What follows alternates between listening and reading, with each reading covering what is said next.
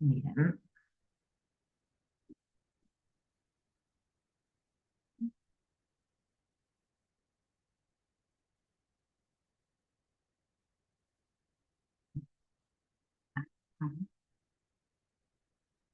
Bien, creo que ahí avísenme si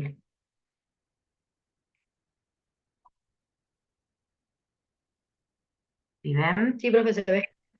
Bien, entonces voy a minimizar esto. Voy a ver si puedo después seguir admitiendo. Bien, como les decía, vamos a ver otro conjunto de conceptos donde, como siempre se los marco en rojo acá, ¿sí? Que es el de propiedades funcionales y caracterización biológica, biofísica y bioquímica de los tejidos. Rol de la matriz extracelular. Obviamente que en este caso, ¿sí? Tenemos que tener en cuenta todos sus conocimientos, fíjense, de histología, porque está centrado en los tejidos. Así que hay muchas de las cosas que asumimos que ustedes ya tienen en cuenta de las cuestiones básicas de los tejidos estructurales, de la relación estructura-función, que es lo que más ven en histología, y le vamos a agregar algunas interacciones que son, como siempre hablamos, que generan esas propiedades emergentes de los distintos tejidos. Entonces, por eso volvemos a recalcar todo lo que tiene que ver con los conceptos previos, ¿sí? Los conceptos previos que tienen que ver con biología. Fíjense que vamos incorporando muchos de química y de física, ¿sí? Ya en la clase pasada fuimos incorporando algunos, hoy vamos a incorporar otros, y la clase que viene vamos a incorporar muchos más contenidos de física a la presentación. No la que viene, que es hemostasia, la siguiente, el viernes que viene, no el otro.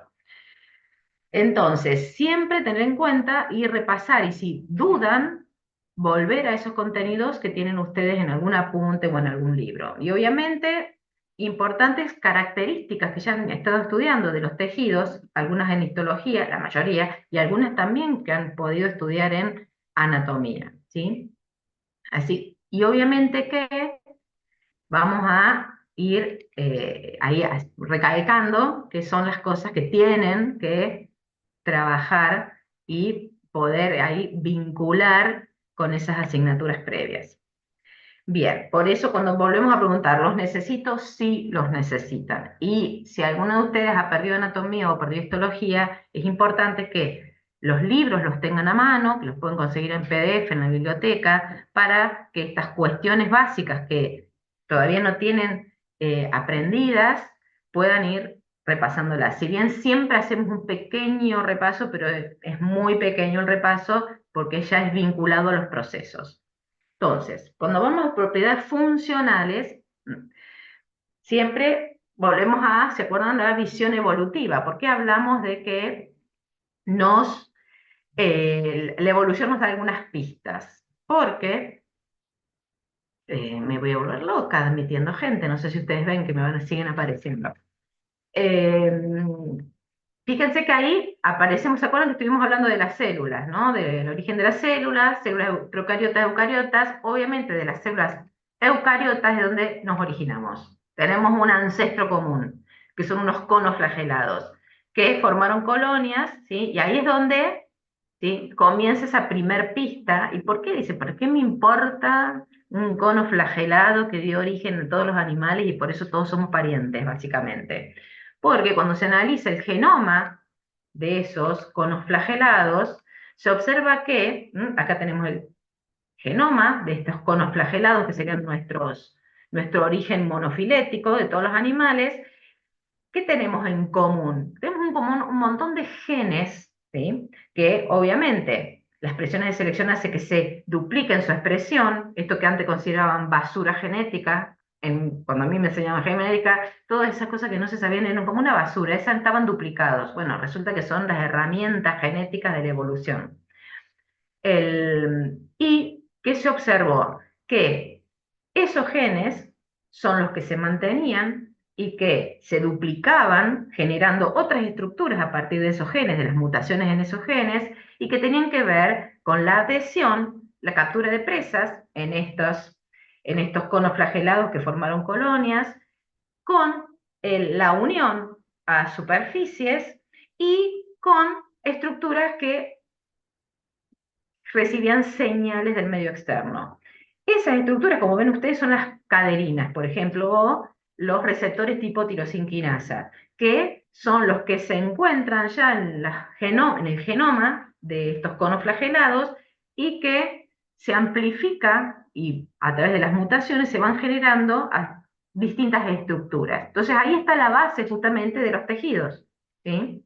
Los tejidos, básicamente, provienen de estas colonias que se mantuvieron unidas por secretar matriz extracelular y que tienen a su vez uniones celulares, porque aparecieron estas caderinas que los mantuvo unidos. Y ese es el origen, y de ahí también tenemos que tener en cuenta la importancia de estas estructuras moleculares para mantener los tejidos y obviamente los organismos multicelulares como nosotros. Y ahí están los fundamentos de que todas estas proteínas que hacen a la adhesión, al anclaje a la matriz, la secreción de esa matriz, la comunicación entre las células y el reconocimiento de esas células, son la base de los tejidos. Por lo tanto, vamos a tener este trípode que nos ayuda a comprender las bases estructurales y funcionales de los tejidos. Nosotros vamos a ir por lo funcional, por cómo funcionan. Entonces tenemos que tener en cuenta las células que componen esos tejidos, el soporte y los factores de crecimiento. Y vamos a tratar de ir viendo cómo interaccionan, justamente conformando un sistema cuya propiedad emergente es el tejido en sí mismo. Vamos a comenzar por los factores de crecimiento. Seguramente muchos han estudiado los factores de crecimiento en embriología, en histología, si han cursado pato. Nosotros, ¿a qué nos vamos a referir esos factores de crecimiento? Algunas características generales, porque son muchísimos. Características generales. ¿Qué tienen en común? Y en este modelo podemos identificar 4 cosas que tienen en común. O sea que la mayoría de los factores de crecimiento tienen en común. La forma de síntesis y secreción, porque son péptidos y polipéptidos que obviamente se sintetizan como cualquier proteína, se secretan por exocitosis como cualquier proteína. ¿Qué tenemos acá? Ya una característica particular, que es que interaccionan mucho con la matriz extracelular. Y porque esa matriz funciona a la vez de almacén de estos factores de crecimiento que se secretan y a su vez de como un sistema amortiguador. Si se exceden, quedan más almacenados, si faltan, van siendo liberados. O sea que esa y la interacción de esos factores de crecimiento con la MEC generan esta interacción espacio-temporal que va a terminar, obviamente, influyendo en este trípode. ¿Por qué? Porque va a depender de la fluidez de esa MEC, de las interacciones con estos factores de crecimiento, cuánto factor de crecimiento llegue a cada célula. Y ahí tenemos el último. ¿Cómo es que esos factores de crecimiento obviamente tienen receptores, la mayoría de ellos de tipo tirosinquinasa, como vimos, importantes en el origen de los tejidos, y muchos de ellos tienen una coseñalización con las integrinas, que tienen generalmente un aspecto sinérgico, o sea que la respuesta celular cuando hay coseñalización con las integrinas es más que la suma de la señalización de las integrinas y el ligando unido a su receptor. Eso quiere decir sinergismo, que es más que la suma de las partes. Por lo tanto, el efecto es más intenso y más prolongado de esa señalización de esos factores de crecimiento. Y por último, ¿qué tenemos acá? Que tienen su propia regulación. O sea que los factores de crecimiento liberados tienen receptores autócrinos que regulan por retroalimentación negativa su propia secreción. Así que estos serían como factores comunes, digamos, determinantes comunes, características comunes a todos los factores de crecimiento. Y su importancia deviene de que están siempre en contacto con la matriz y con las células, conformando este trípode, y que mantienen el trofismo de las células. ¿Qué quiere decir? La estructura y la función. Siempre que vean la palabra trofismo está diciendo que es un factor que mantiene la estructura y la función. En este caso, de cada célula que compone un tejido. Y como ustedes ya pueden haber visto en histología o en patología, saben que participan de la proliferación celular, su diferenciación, la migración, determinan cuánto se migra, la supervivencia y el metabolismo y la activación funcional de cada célula. Por eso hablamos que son esenciales. Y hay muchísimos factores de crecimiento, cada uno tiene una fuente distinta, o sea que distintas, ¿sí?, células pueden sintetizar el mismo factor de crecimiento y tenemos que tener en cuenta entonces que los vamos a ir viendo a todos ya incluidos en las funciones que van cumpliendo en un órgano o en un sistema. Entonces por eso aparecen algunos mencionados acá, para que vean la diversidad, los que no tienen todavía contacto con los factores de crecimiento, y también hay muchos donde se han dado algunas características en las fichas en PEDCO, porque si no ya entramos a una cuestión más memorística de que decir el factor de crecimiento epidérmico, factor de crecimiento neuronal. Y en realidad queremos que tengan registrado la importancia de esos factores de crecimiento y que después en el momento de decir esta regulación depende de factores de crecimiento, que puedan identificar cuál es el factor de crecimiento que regula, por ejemplo, la leucopoiesis, la eritropoiesis, ¿sí? O sea que la importancia ahora es tener en cuenta que hay una interacción MEC, célula, factor de crecimiento, que hace a la funcionalidad, a la mantención de la estructura y la funcionalidad de cada tejido. Y vamos a ir viendo en cada unidad temática cuáles son los factores de crecimiento que intervienen en los distintos procesos. Para ir adelantando, tienen las fichas donde hay muchos de los factores de crecimiento. Por eso nos vamos a centrar ahora en la interacción que hablamos recién. ¿Qué otra interacción? El soporte. Ustedes ya han hablado del soporte de los tejidos. Todos conocen lo que es la matriz extracelular, lo han visto en biología, en histología, en patología, si le están cursando.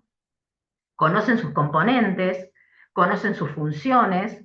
Por lo tanto, lo que vamos a tratar es de verlo como un sistema, como un componente más de este sistema que aporta propiedades emergentes a los tejidos. Y la MEC se le ha dado en llamar addesoma, o sea, los componentes de la MEC, que no van a ser solamente los proteoglucanos, las fibras elásticas de colágeno, sino que incluye las enzimas. Este addesoma incluye, o sea, amplía el sistema de los componentes de la matriz extracelular a los procesos posttransduccionales, los receptores que hay o sus anclajes a las membranas celulares, las proteasas extracelulares que hacen al recambio de esta MEC. O sea, estamos ampliando a la MEC, a los componentes de esa matriz extracelular como un sistema. En esa síntesis no vamos a entrar en muchos detalles porque ustedes las han estudiado en histología. Obviamente que volvemos, fíjense esos patrones, cada vez que hablemos de síntesis de una proteína, lo único que tienen que hacer es volver a reflotar lo que aprendieron de síntesis de proteínas en biología y en histología. Lo que tenemos que aportar acá es, ¿hay algún factor que regule esta síntesis? ¿Hay algún factor que degrade? ¿Cómo están vinculados? Esas serían las preguntas que nos tenemos que ir haciendo, más allá de conocer cómo es la síntesis. Y cuando hablamos de proteínas, siempre tenemos la misma forma de síntesis.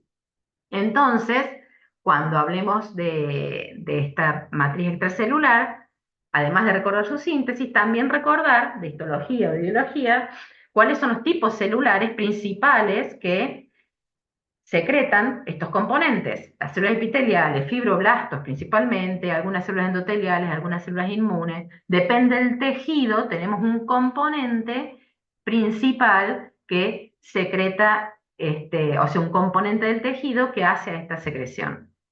Y obviamente comenzar a verla como una estructura dinámica y compleja, ¿sí? en íntima interacción con los factores de crecimiento, como ya vimos, son determinantes de cómo llegan los factores de crecimiento a cada una de las células del tejido y con las mismas células del tejido. Entonces, vamos a ver esta interacción. Recordar primero, como lo muestra acá el modelo, que cuando hablamos de la matriz extracelular, tenemos esa matriz extracelular superespecializada que llamamos membrana basal, y la matriz intersticial entre los espacios de las células, que obviamente dependiendo del tejido, ¿sí?, vamos a referirnos a una u a otra con mayor especificidad. ¿Son iguales? No, tienen algunos componentes distintos. Acá, recuerden ustedes, todo esto repasen de histología, tienen algunos tipo de colágeno distinto, mayor componente de elastina o de laminina, dependiendo cuál de ellas es. Entonces, tengan en cuenta que hay componentes distintos entre estos dos tipos, digamos así, de matrices. ¿Y por qué nos interesa? Porque después las vamos a ir, dependiendo del tipo de matriz, si estamos hablando del endotelio, cómo influye en el intercambio, en ese endotelio, si estamos hablando del medio ambiente neuronal, como sería la matriz intersticial, cómo influye en la excitabilidad, por ejemplo. Entonces, ahí vamos a tener que ir viendo en cada uno de los tejidos cómo esta matriz y los componentes de esta matriz influyen en las propiedades de cada tejido. Por eso decimos que ahora vemos cuestiones generales para que ustedes presten atención después cuando vemos cada tejido en particular, volver a esto y revisar. A ver, entonces acá en el sistema nervioso hablamos principalmente de una matriz intersticial cuando hablamos del parénquima. Pero tenemos que hablar de las características de la lámina basal si estamos hablando de las barreras, o sea que identificar, por ejemplo, ahora tienen actividades que tienen que ver con eso. Cuando entonces vamos un poquito más en detalle, ¿sí?, a esta interacción entre la matriz extracelular y cómo su actividad determina la estructura y la función tisular, vamos a ver algunos conceptos que sirven para todos los tejidos. Entonces, nos vamos a ir preguntando cómo esta matriz determina esta estructura y esta funcionalidad tisular. Ya vimos la importancia de la matriz al regular la disponibilidad de los factores de crecimiento. Ese concepto ya lo incorporamos. Después tenemos que incorporar el concepto de que mantiene la integridad estructural. Volvemos a preguntarnos cómo. Y ahí aparece un concepto que es el de tensegridad. La palabra se los está hablando, le dice tense de tensión, o sea que a través de la tensión se mantiene esa integridad estructural del tejido, por lo tanto va a impactar en la funcionalidad del tejido. Por lo tanto, cuando hablamos de tensegridad, hablamos de justamente esta interrelación entre las células y la MEC que mantienen, que tiene un efecto trófico, mantienen la forma y la función a través del equilibrio entre la tensión y la compresión. La cuestión es que entonces tenemos que empezar a identificar qué componentes de cada una, de la célula y de la MEC, están haciendo esta interacción.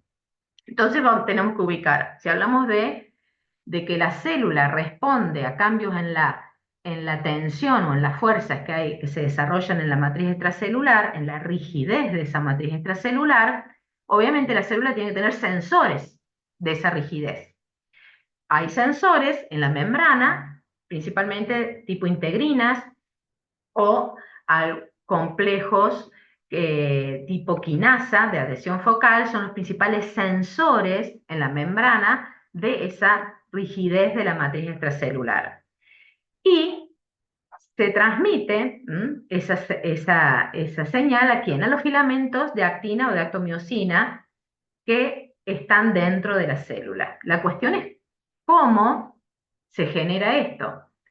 Cuando lo vemos como sistema, cómo es el trabajo de esta interacción, fíjense que acá tenemos dos ejemplos, ¿sí?, de una matriz cuya su rigidez es alta y de una matriz donde la rigidez se ha perdido, está totalmente deformada, puede ser por una patología, y entonces acá ¿qué tenemos? Esto sería lo más normal, que en la rigidez de esa matriz se transmite esa enzada por estas integrinas, que fíjense que traducen esa información y a través de esos filamentos de actinomicina se activa una cascada que mantiene, ¿qué cosa? La formación de esos filamentos y la tensión del citoesqueleto.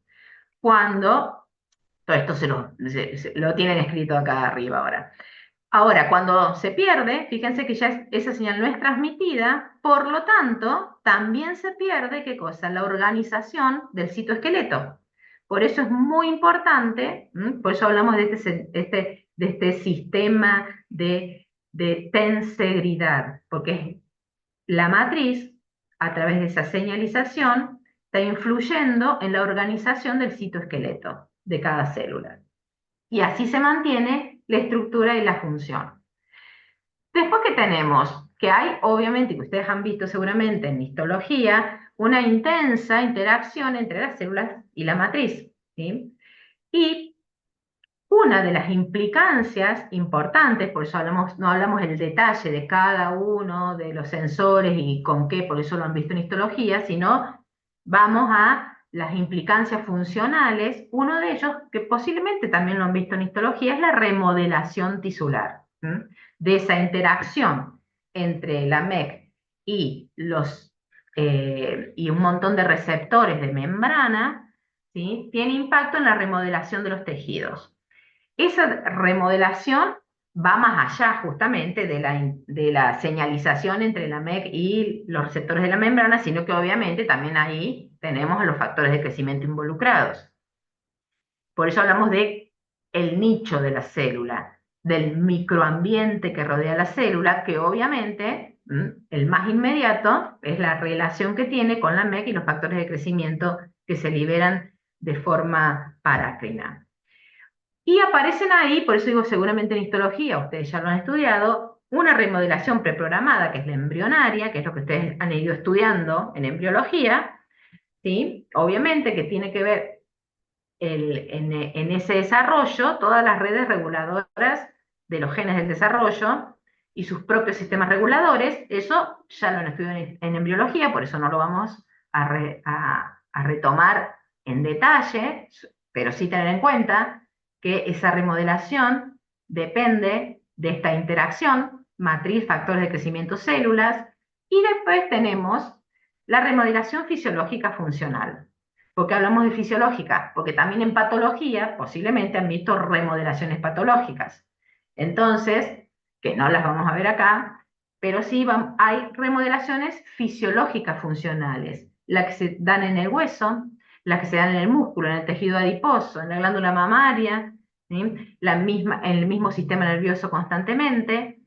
Son tipos de remodelaciones tisulares que tienen que ver con esta interacción de señales al ir cambiando el nicho de la célula, porque se activan algunos factores de crecimiento que antes no estaban, o desaparecen algunos factores de crecimiento que estaban, o porque hay una distinta interacción por exposición de otros receptores. Obviamente que para cada tipo celular la remodelación fisiológica es distinta. Y es más, es distinta si hablamos del mismo tejido. Por ejemplo, en el músculo, ustedes han visto en embriología cómo es el desarrollo fetal del músculo, donde tenemos el mismo trípode, ¿sí? Pero tenemos las stem cells de esas células musculares fetales que interactúan en ese nicho con la matriz extracelular que contiene muchos de los factores de crecimiento, ¿sí? Que hacen al desarrollo de esos patrones que están preprogramados genéticamente, ¿sí? Ahora, en el adulto pasa exactamente lo mismo, lo que pasa es que los mediadores son distintos, participan las células satélites de esta regeneración, por eso acá ya no hablamos de remodelación, sino de una regeneración si hay una lesión, que ya vamos a volver dentro de unas diapositivas. O sea que Ese trípode también es importante cuando hablamos de la remodelación y regeneración de los tejidos. Tenemos otra cuestión importante que tiene que ver con el mismo, ya ahora, recambio de la misma matriz extracelular. Por eso hablamos de la remodelación de la misma matriz y de productos de la ruptura de esa matriz, que son pequeños péptidos que pueden actuar como citoquinas, que se llaman matriquinas. Tenemos que tener en cuenta que a su vez, no todas las matrices extracelulares se recambian con la misma dinámica. Hay algunas que se recambian mucho, otras que se recambian muy poco, o algunas prácticamente no tienen reemplazo. El colágeno, las fibras de elastina en algunos tejidos pasan décadas sin ninguna remodelación ni ningún recambio. En ese recambio, justamente, hablamos de un turnover proteolítico. Cuando hablamos de la proteólisis de estas proteínas de la matriz, tenemos que hablar, seguramente lo han estudiado cuando vieron la dinámica de esto en histología, de las metaloproteinasas de la matriz, las siglas MP, y a su vez que hay inhibidores, como todo sistema, ¿sí? Sobre todo de una enzima que rompe, como una metaloproteinasa que rompe las proteínas de la matriz extracelular, tenemos una contra que mantiene en ese balance, que serían los inhibidores de los tejidos de esas metaloproteinasas, cuya sigla es TIMP. Por eso se habla de que el resultado del recambio de ese turnover proteolítico de las proteínas de la matriz depende de qué? Del cociente, o sea, de cuánta actividad tengan las metaloproteinasas y cuánta actividad tengan los inhibidores de esas metaloproteinasas. Y eso obviamente cambia en el ciclo vital, cambia en cada tipo de tejido, obviamente que cambian las patologías que nosotros no vamos a estudiar. Pero eso es a tener en cuenta, importante en esta interacción de este trípode. Y dijimos que en algunas situaciones particulares fisiológicas y muchas de ellas patológicas, pero fisiológicamente a veces esta ruptura o este fraccionamiento de las proteínas de la matriz genera pequeños péptidos, ¿sí? Que trabajan como citoquinas, y son las que se llaman matriquinas, porque serían pequeñas moléculas que actúan como citoquinas que provienen de la matriz extracelular. Y obviamente actúan paraclinamente, o sea, en las células que rodean a este origen de estas matriquinas. Y tienen receptores tipo integrinas en la superficie de la célula y pueden modificar la actividad celular. Por lo tanto, dependiendo de justamente el cociente de regeneración, eso impacta en la producción de las matriquinas y eso va a impactar en la funcionalidad celular. Otra cosa importante que tenemos que tener en cuenta es que hay propiedades de esa matriz o componentes de esa matriz que son bioquímicos y propiedades biofísicas que van a tener un impacto directo en las propiedades emergentes del tejido. Y eso es lo que entonces vamos a ir detallando ahora. Estas propiedades bioquímicas, entonces, algunas de ellas tienen que ver con la orientación o cómo están dispuestos esos componentes fibrosos, la elastina, el colágeno, en la misma matriz extracelular en relación a las células. O sea, por eso habla de la topografía y orientación de las fibras. Ahí tenemos dos modelos de cómo, ¿sí?, pueden esas fibras que conforman la matriz extracelular, esas proteínas, estar impactando en la forma de las células y la conectividad de las células. Por eso, porque son el sostén, cuando hablamos de función de sostén, justamente, esas células tienen una relación íntima con esa matriz que va a impactar ¿en qué? En cuánto crecen las células, o sea que impacta en el tamaño final de la célula o en los cambios de volumen de esa célula dentro de esa matriz. Va a impactar en cómo migra a través de esa matriz. Si, a su vez, esas células pueden depositar más matriz o menos matriz, si son sintetizadores de estas proteínas. También que van a impactar sobre la forma de la mitosis, las formas que posteriormente la mitosis toman, y terminan impactando ese formato de las fibras, de la ubicación de las fibras, por eso hablamos de topografía y orientación, en la formación de cada órgano. Por eso es muy importante la orientación y topografía de las fibras, porque va a terminar impactando en el tamaño, la forma y la migración de las células. ¿Qué otro elemento nos importa acá? Las propiedades electroquímicas, y acá hacemos hincapié en lo eléctrico. O sea, ¿qué cargas eléctricas tienen estos componentes de la matriz? ¿Tienen cargas eléctricas? Sí, son proteínas, ¿sí?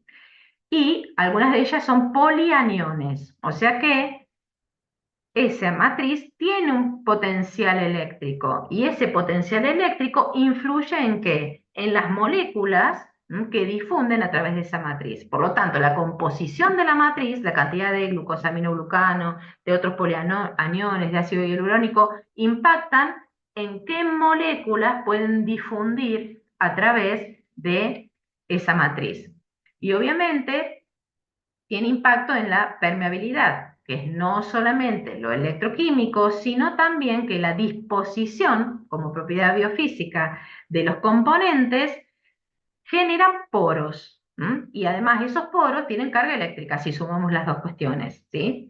Por lo tanto, ahí tenemos el concepto de que vamos a ver en muchos intercambios a través del endotelio o filtraciones a través de células endoteliales, cómo estos dos componentes de la matriz impactan en el intercambio de sustancias a través de esos epitelios.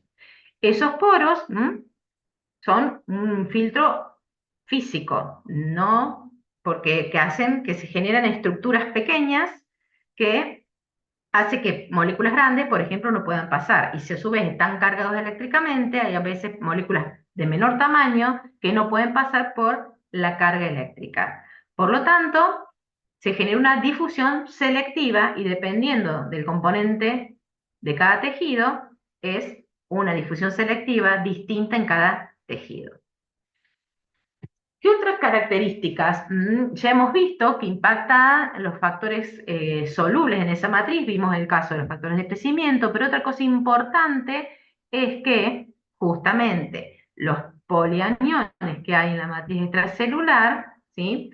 Que se ven acoplados, se ven unidos a cationes. ¿Cuáles son los cationes más importantes? El sodio. Y ya sabemos que entonces esos sodios acoplados a los polianiones de la matriz extracelular generan una fuerza osmótica, por lo tanto, atraen constantemente agua, y eso también impacta en que si aumenta mucho la entrada de agua hacia esa matriz, va a impactar directamente en que en la forma celular, en el tamaño celular, en la migración de las células. Por lo tanto, también hay que tener en cuenta a estos aniones, polianiones, como no solamente como filtro, sino también como reservorio de sodio y fuente de atracción de agua. Una de las cosas que ya vimos recién también es la actividad de los proteasas, hablando de esta dinámica del cociente entre degradación y acumulación de los componentes de la MEC, obviamente que va a impactar en qué vimos disponibilidad de factores de crecimiento, de las mismas citoquinas que se liberan o de las hormonas, o sea, de cualquier molécula que esté difundiendo. Todo esto hace justamente a qué propiedades tiene ese tejido y esa difusión selectiva. Entonces, siempre tener en cuenta también que ese cociente entre la degradación y la acumulación tiene un impacto importante en los procesos tisulares. Otra cosa que tiene impacto importante en los procesos tisulares y en el funcionamiento de un órgano y en el funcionamiento de un sistema son propiedades biofísicas que tienen que ver con la rigidez y la viscoelasticidad. ¿A qué llamamos rigidez de la MEC? Ya hemos visto, ¿no? Que dependiendo la composición, dependiendo si tiene más colágeno o menos colágeno o algunos otros componentes de la MEC, eso le aporta mayor o si tiene menos, disminuye la rigidez de esa matriz. Por lo tanto, eso tiene un impacto mecánico en esos tejidos. El otro impacto mecánico que proviene de los componentes de la MEC hacen a la propiedad de viscoelasticidad. Esa viscoelasticidad, que es lo que vamos a entrar en mayor detalle ahora, es una propiedad importante de los tejidos biológicos que hace que se comporten de forma distinta de los elementos que ustedes estudiaron en física como elásticos. Entonces, ahora vamos a introducirnos en esos fundamentos biofísicos de propiedades de muchos de los tejidos. Entonces, volviendo al concepto de rigidez, dijimos que está muy relacionado a la composición de, por ejemplo, la cantidad de colágeno fibrilar de la MEC, que hace que el tejido sea más resistente a la deformación. Ahí ese es el concepto de rigidez, la resistencia a la deformación. Entonces, acá tenemos, fíjense, cómo va aumentando la rigidez de estos tejidos. Comenzamos, fíjense, la sangre es el menos rígido, ¿sí? Y terminamos en el hueso. Ahora aparece acá, o sea que a medida que aumenta estos componentes, se va aumentando la rigidez. Y acá aparece la vinculación biofísica, porque dice que aumenta el módulo elástico. Y ustedes entonces ahí volvemos a biofísica, que era el módulo elástico, o módulo de Young. Justamente es la forma en que uno puede abordar este tema como propiedad mecánica de los materiales, porque estamos hablando en el fondo de estos tejidos son materiales. Entonces, aplicando conceptos de biofísica de los materiales, podemos, a través del módulo de Young, medir la rigidez, o sea, la resistencia a la deformación elástica cuando se aplica una fuerza. O sea que la sangre tiene poca resistencia, un módulo de Young pequeño, y el hueso tiene alta resistencia a la deformación elástica cuando se aplica una fuerza. Por lo tanto, volvemos nuestra cabeza a qué ley, a la ley de Hooke, ¿sí? Que es la que explica la relación entre la fuerza y la deformación. Y hablamos entonces de que hay una relación, una deformación elástica lineal, con una relación directamente proporcional. Más deformación, más fuerza aplicada. Pero, obviamente, ¿hasta qué nivel? Hasta el nivel de ruptura. Que esto es el gráfico que ustedes estudiaron para los materiales en física, que vieron que hay una deformación elástica, que acá está, directamente proporcional, ¿sí? A medida que aumenta la fuerza, aumenta la deformación. Ahora, este es el límite elástico. ¿Por qué? Porque acá, a pesar de que aumente la fuerza aplicada, ya no se deforma, y este es el límite de ruptura. Aumentamos la fuerza, se rompe. Obviamente que este comportamiento es el comportamiento teórico de los materiales netamente elásticos. Pero nosotros hablamos de que los tejidos biológicos tienen un comportamiento viscoelástico. Entonces, ahí aparece la palabra elasticidad, o sea, acompañada de la rigidez, de lo que vimos recién, tenemos que incorporar el concepto de elasticidad. Y cuando nosotros hablamos de elasticidad, pensamos automáticamente en un elástico. O sea, ¿qué quiere decir? Que recupera las dimensiones cuando la fuerza de tracción es retirada. ¿Sí? Ustedes en una bandita elástica ejercen una tracción y cuando se retira esa fuerza de tracción, la banda elástica recupera su tamaño. Y obviamente, en este caso, quienes aportan la capacidad de elasticidad son las fibras elásticas de la MEC. O sea que ahí tenemos que entre rigidez y elasticidad, los componentes de la MEC, dependiendo de cuánto colágeno tengan y cuánto fibra elástica tengan, va a ser ese juego entre rigidez y elasticidad. Entonces, cuando se analiza desde la física, esto que veíamos recién, el comportamiento de un material elástico, es lo que tenemos acá, ¿sí? Donde se ejerce la deformación durante este tiempo y después se suelta, sería como, estiramos el elástico, lo soltamos. ¿Qué vemos del elástico? Que se estira y cuando lo soltamos, se recupera. Y que vemos también de ese elástico como material elástico paradigmático, ¿sí? Que cuando lo estiramos y mantenemos estirado, se mantiene la tensión, no cambia.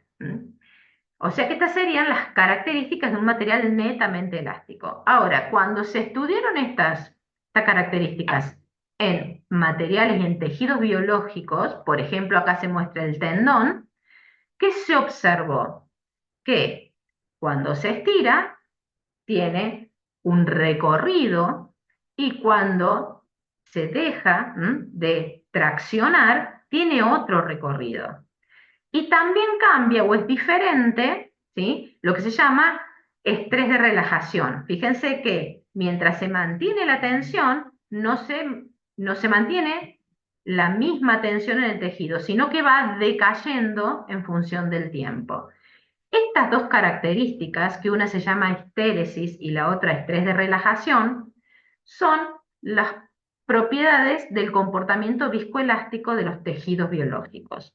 ¿Por qué se comportan como un material viscoelástico y no elástico simplemente? Porque pierden mucha energía en forma de calor por la interacción que hay entre distintos componentes de la matriz extracelular. Y esa fricción entre esos componentes de la matriz extracelular es lo que hace que se den estos dos procesos en los tejidos, que es el de histéresis, o sea que la curva, ¿sí?, de carga, que sería esta, es diferente de la de descarga, o sea, cuando comienza a relajarse. Y el área, que sería lo que está dentro de esa diferencia entre la carga y la descarga, es lo que representa la energía que disipa el sistema. Y eso se llama histéresis, esa propiedad se llama histéresis. Y la otra propiedad que dijimos es la relajación en tensión, que no mantiene la tensión, sino que va perdiendo la tensión en función del tiempo, cuando la fuerza se está manteniendo. Y eso se debe a un reacomodamiento principalmente de distintas moléculas, como las moléculas que tienen que ver con el agua durante esa tensión. Por eso no responden como un material elástico sintético, sino que tienen su respuesta como un material viscoelástico. ¿Debido a qué?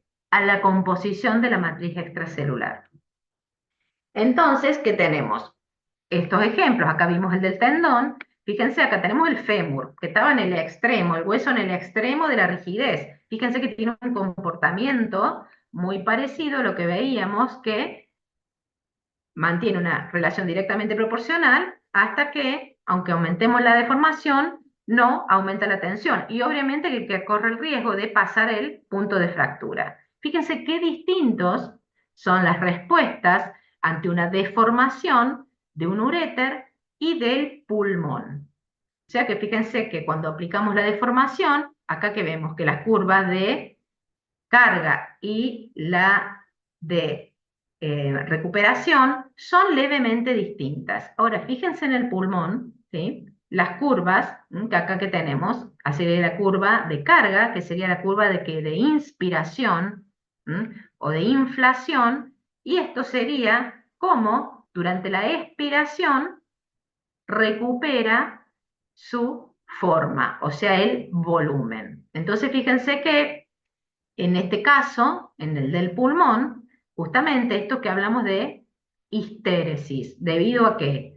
A los componentes de la MEC. Uno de los más importantes, en el caso del pulmón, por eso hay que verlo para cada tejido, es el surfactante, el que impacta y hace mayor impacto en esta histéresis del pulmón. Por lo tanto, fíjense que en este caso, ¿qué tenemos? Que la deformación es la presión. ¿La presión de qué? La presión del aire al insuflar, ¿sí? Y la tensión, ¿sí?, se observa como el cambio de volumen de ese pulmón.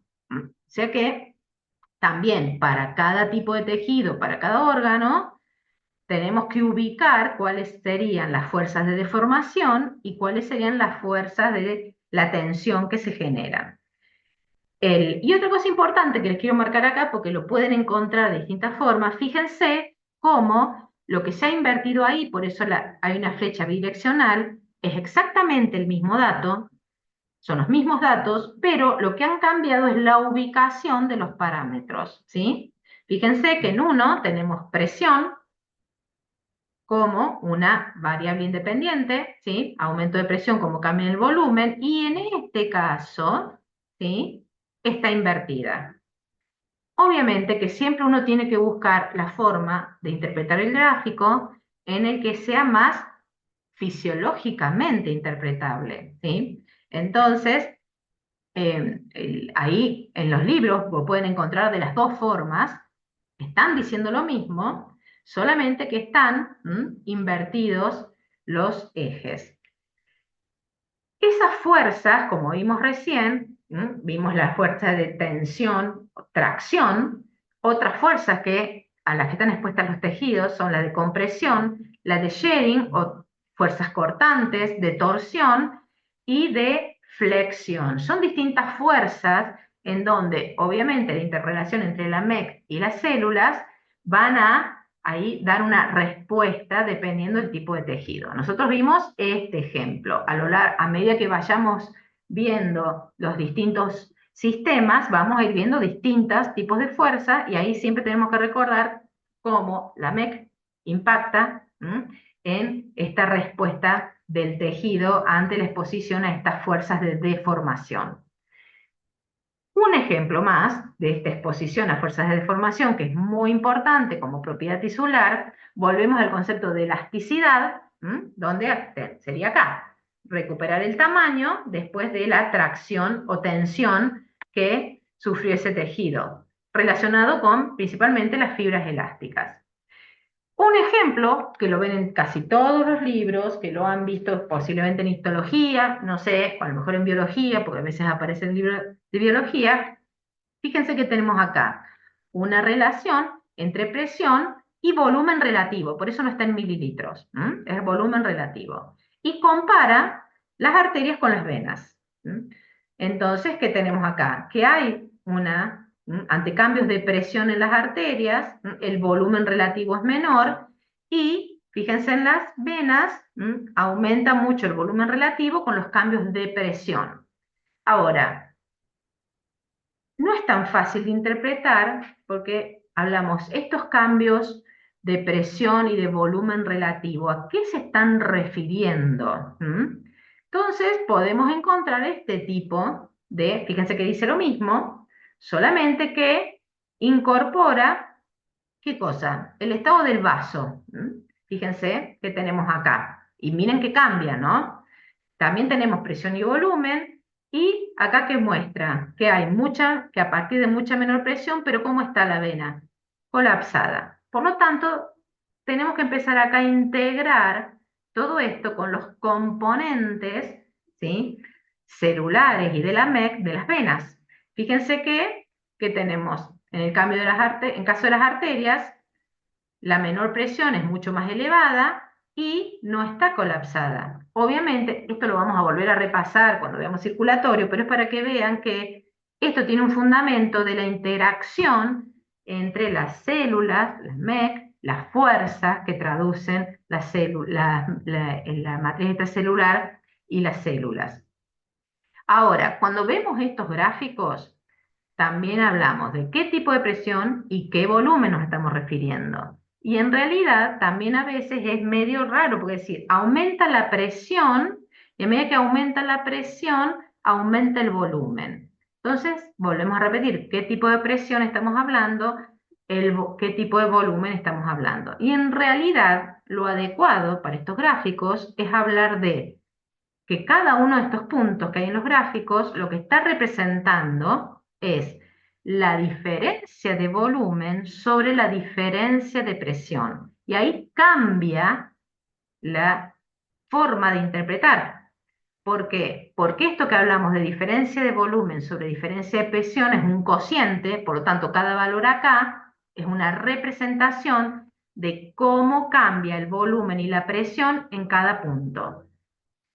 Y eso se llama complacencia o compliance.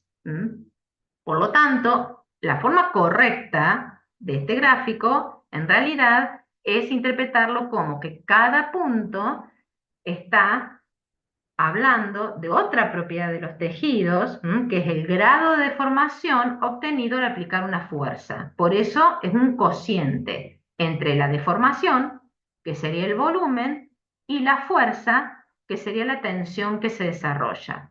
Entonces, al verlo ahí, al verlo de esa forma, podemos decir que si la deformación es el volumen que tenemos acá, este volumen sería la sangre que contiene esos vasos.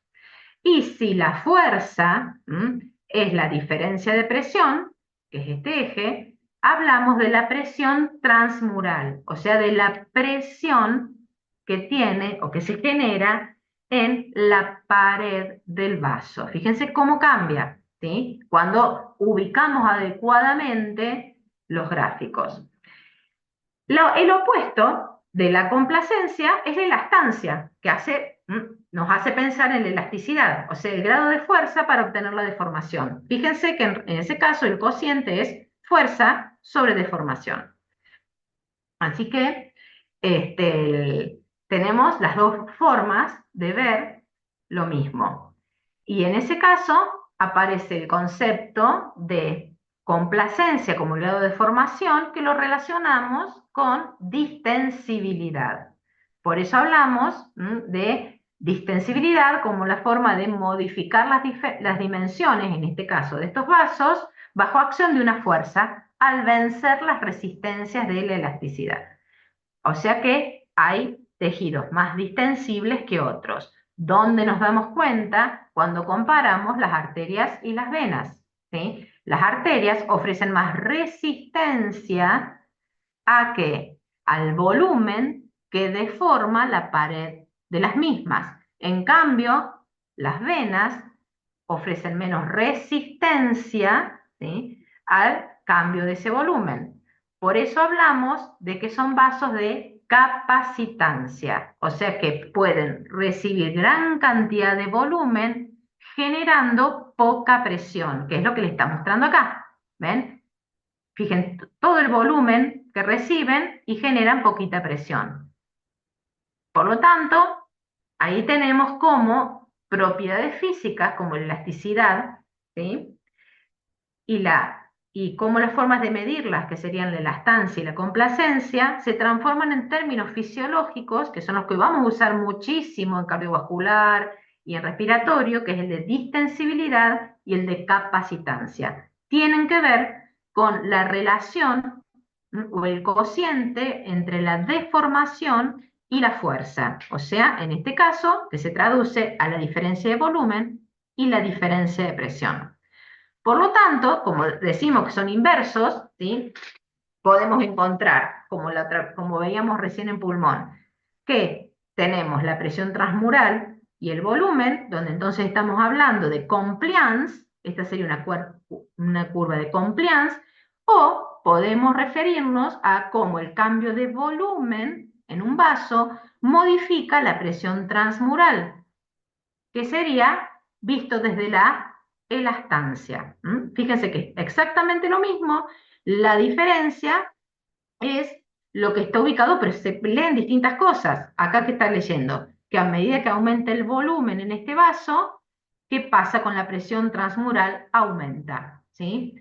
Lo cual es más fisiológico de leer, ¿sí? Porque en realidad lo que está cambiando, por ejemplo, en una vena, es la cantidad de volumen que recibe, la presión transmural que se genera.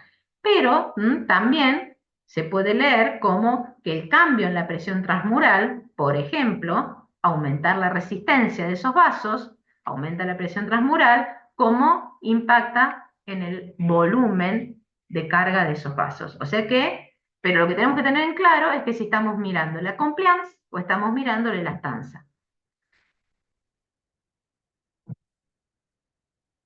Y todos esos conceptos que hemos visto, los vamos a volver a analizar en los distintos tejidos. Como yo les dije, estos dos, cuando veamos vasos, cuando veamos pulmón, son muy importantes para poder interpretar los procesos fisiológicos. Y si interpretamos la composición de la MEC, cómo interaccionan con las células, generando estas propiedades de deformación, de mucha deformación, de poca deformación, de generar mucha presión, de generar poca presión, es lo que estamos justamente viendo cómo la interacción genera propiedades emergentes en cada tejido.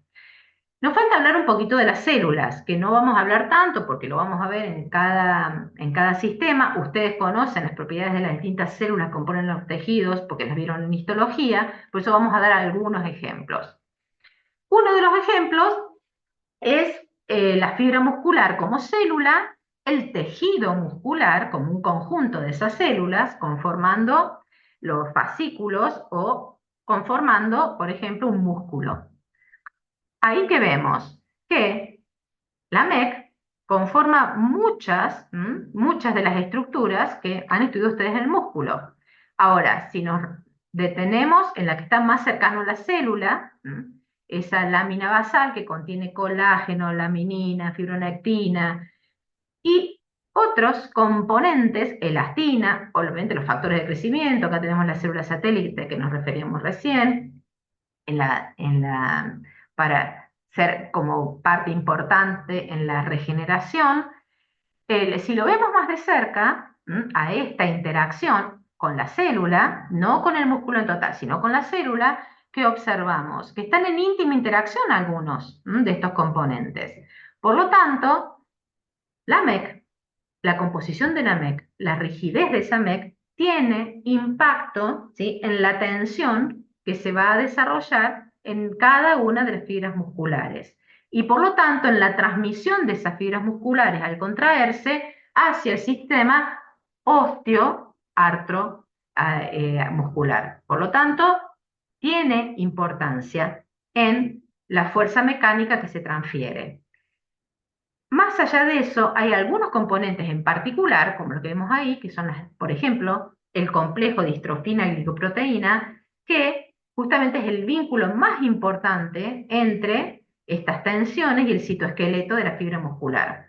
Y está involucrado principalmente en cómo se transmite la potencia que se genera en la contracción de la fibra muscular y se transmite hacia las uniones neuromusculares y hacia el esqueleto. Por lo tanto, sí, ¿qué tenemos acá? Si está, lo deben haber visto en histología, mutado algún componente de este complejo, tenemos lo que hablamos de distrofias musculares, donde ahí vemos cómo la integridad de este complejo, MEC, célula, factor de crecimiento, son indispensables para mantener la estructura y la funcionalidad, o sea, para el trofismo de cada tejido. Otro impacto importante, en el que ahí vamos a ver más internamente cómo es la relación entre, por ejemplo, en este caso, las características propias de las células musculares, como dijimos, después cada tejido, ustedes han visto las características propias de cada tejido, en el caso de las fibras musculares estriadas, ya sea esqueléticas o cardíacas, tienen una cierta disposición de los sarcómeros. Entonces, ¿qué tenemos ahí? Que la disposición de esos sarcómeros tiene en un estado de reposo un largo que va a ser impactado por la tensión que se desarrolla, o sea, por el estiramiento. O sea, hablamos de tensión no como fuerza muscular en este caso, sino como tracción, como fuerza de tracción.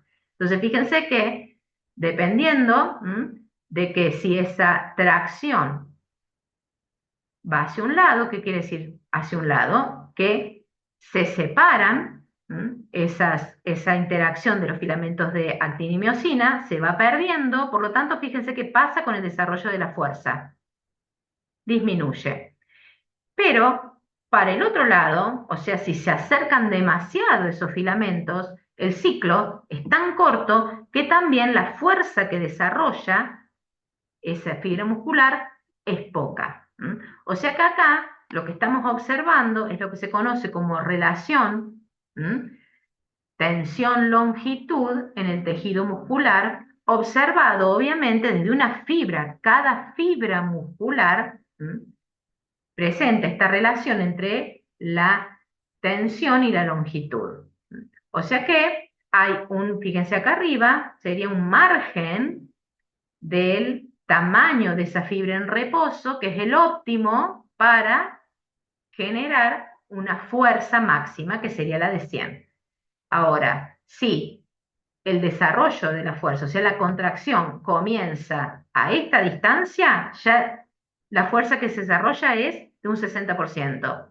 Si comienza a una distancia menor, también es del 60%. O sea que es justamente la interacción de esas miofibrillas como característica propia de la célula que hace que hay una distancia óptima para desarrollar el 100% de fuerza en cada fibra muscular.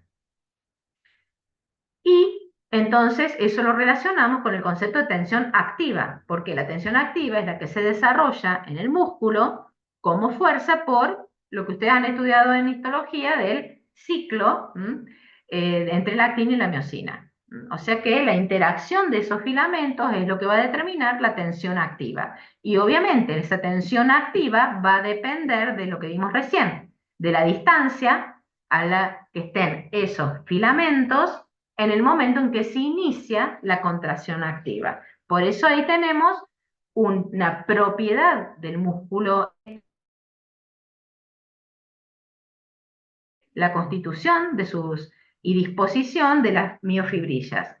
Ahora, cuando vemos, y se va complejizando, y lo van a ver en el músculo esquelético, en el músculo cardíaco, como músculo en su totalidad, no como fibra muscular, sino como el músculo, en la funcionalidad del músculo como tejido, no como una célula, sino como un tejido, o más allá de eso, como un complejo de tejidos, porque en el fondo, cuando se está estudiando esto, es el músculo entero.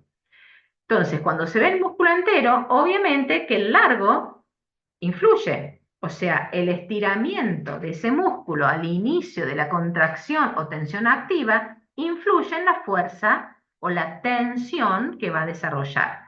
Y esto tiene que ver con lo que vimos recién. Fíjense esta curva, lo que me está mostrando que es la relación en el fondo tensión-longitud. Fíjense que acá tenemos marcado lo que veíamos recién, que hay una longitud específica en la que la tensión es máxima. Si disminuye la tensión en la que se inicia la contracción activa, es menor, y si aumenta, es mayor. Por lo tanto, ahí tenemos la relación entre lo que pasa en una fibra y lo que pasa en el músculo entero. Ahora, en el músculo entero hay una cosa que es muy importante, que es lo que llamamos tensión pasiva, ¿sí?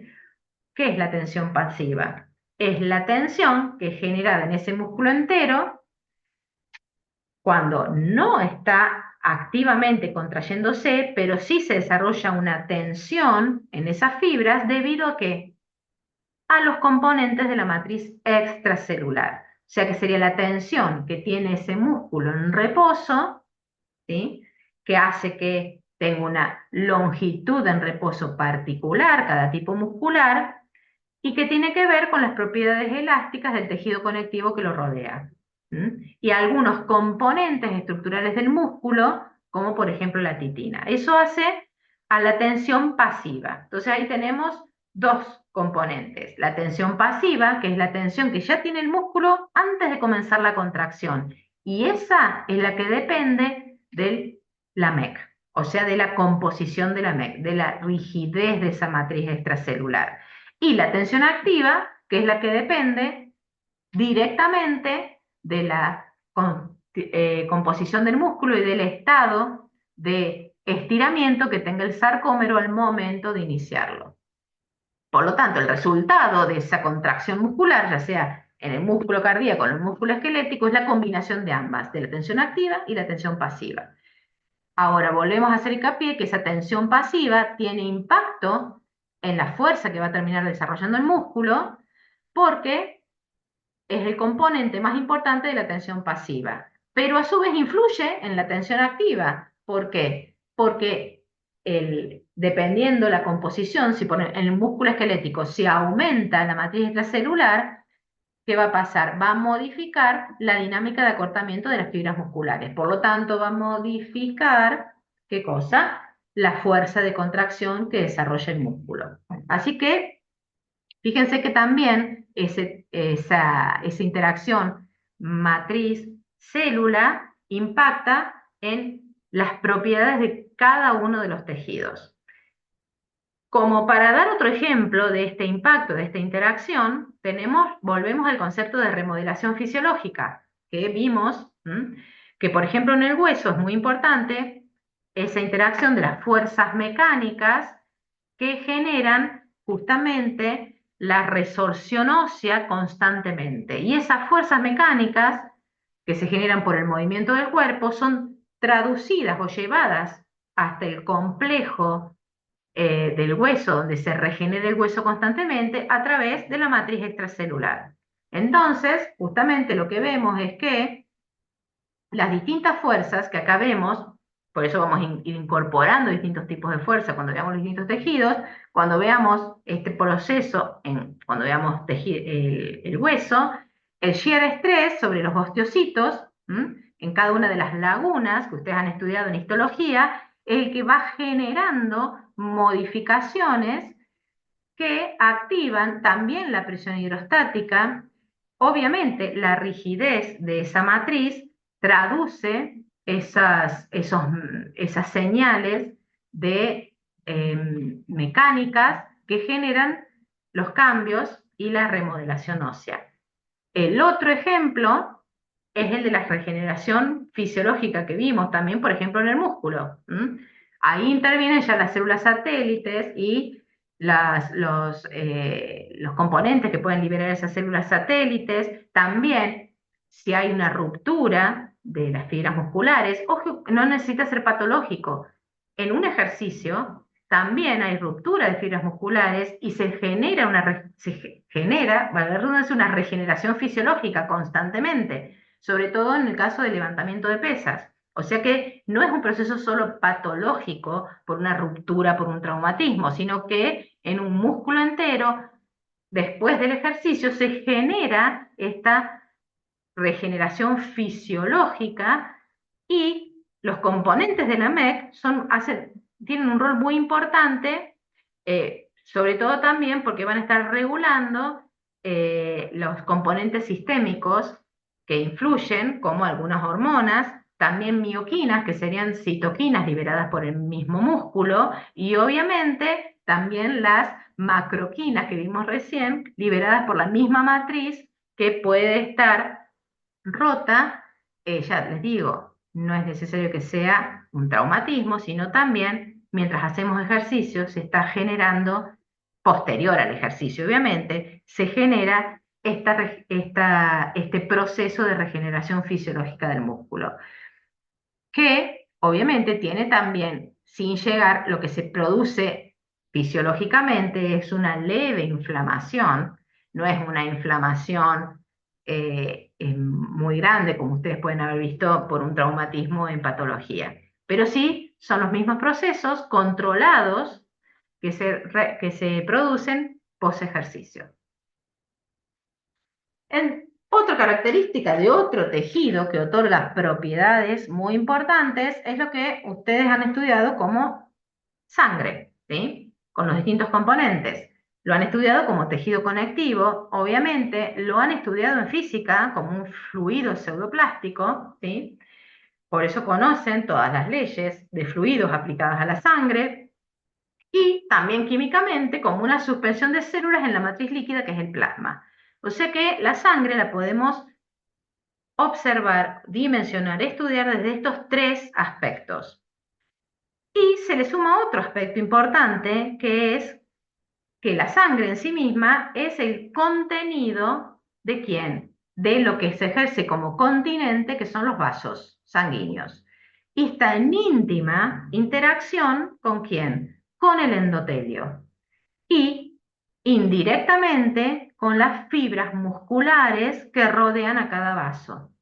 Por lo tanto, ahí tenemos ya una interacción entre tejidos donde las características de cada tejido, ¿sí? Y propiedades de cada uno de ellos, como sería la sangre por un lado y un epitelio como el endotelio o el tejido muscular, generan ya, fíjense, procesos más complejos. O sea que tenemos ahí que esa interfaz sangre célula endotelial tiene como un mecanismo complejo, que es el que van a estudiar la clase que viene, que es hemostasia, y la otra clase terminaremos de ver cómo esta sangre y este endotelio impactan en otros tejidos como los músculos, el músculo lisovascular. Por eso parece sencillo cuando lo vemos así, la sangre es un tejido conectiva, pero se va complejizando cuando comienzan las interacciones. Entonces, nos falta ver el endotelio como límite funcional, la sangre como tejido, pero la clase que viene van a ver la interacción íntima que tienen el endotelio y la sangre cuando estén estudiando el proceso de hemostasia con Celina. Y después retomamos en el último teórico de la unidad temática 2 para volver sobre el endotelio y la sangre y su impacto sobre las fibras musculares lisas. Así que con esto hemos terminado. Después se los voy a subir. Así que es muy importante que vayan integrando y vayan sumando complejidades, ¿sí? O sea fíjense que hemos nombrado cosas que saben de física, de química, de biología, de histología, que se van sumando, ¿sí? Son necesarias para poder ir interaccionando, integrando en los procesos. Y tengan en cuenta también que esto serían como los mecanismos generales, ¿sí? Entonces, cuando ahora ustedes están viendo medio ambiente neuronal, ahí ven interacciones en ese medio ambiente neuronal que determinan propiedades del mismo tejido neuronal. Después, cuando veamos hueso, vamos a volver, cuando veamos músculo, o sea que estas son las características, pero que son importantes porque las tienen que tener en cuenta cuando veamos cada uno de ellos. Así que vamos a seguir sumando complejidades a partir de las próximas clases. Bien. Bueno, por ahora, y siendo viernes, siendo las 2 menos cuarto, ahora ya se los subo, así lo van teniendo al teórico. Y bueno, recuerden la recomendación de revisar las guías antes de ir a clase para poder aprovecharlas más. ¿Sí? Bien, por ahora entonces nada más, los dejo con bastante material. Vale, gracias, profe. Nos Gracias, vemos. profe. Gracias. Fin de semana, Bueno, profe, adiós. y la semana que viene con Celina tienen hemostasia, que también parece sencillo, pero se va complejizando. Bueno, cuídense. Chao, gracias.